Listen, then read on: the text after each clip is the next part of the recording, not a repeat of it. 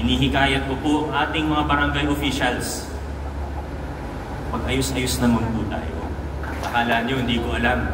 Sa gitna ng lahat ng kontrobersiya, sa lahat ng problema na hinaharap ng ating bayan, sana po, pare-pareho po tayo na nagdurugo ang puso.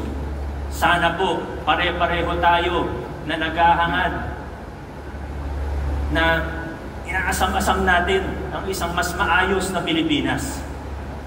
Huwag tayo tumingin sa masyadong malayo. Ayusin muna natin ang nasa bakuran natin. Ayusin muna natin kung ano yung nasasakupan natin.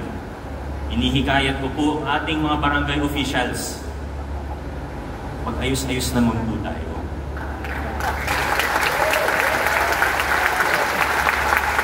Hindi ko po nilalahat. Marami na akong nakitang mga barangay na maayos, maganda ang serbisyo. Pero wag na rin po tayong maglukuhan. Marami sa mga opisyalis natin sa barangay, alam na po natin kung ano ang ginagawa. Huwag kayong magmamalaki sa akin na malakas kayo kay COA Commissioner Lepana. Gagawin natin kung ano ang tama sa lungsod ng Pasig.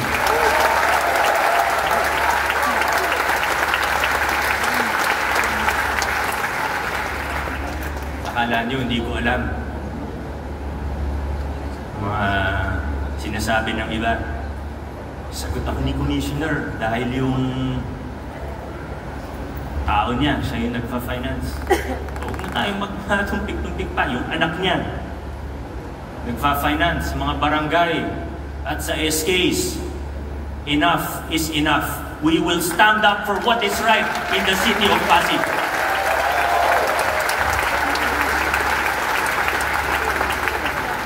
Mga kaibigan, nailatag na po natin ang pundasyon para sa mabuting paggugobyerno sa lungsod ng Pasig.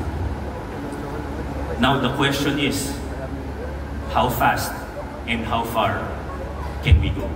Maraming salamat. Mabuhay ang lungsod ng Pasig.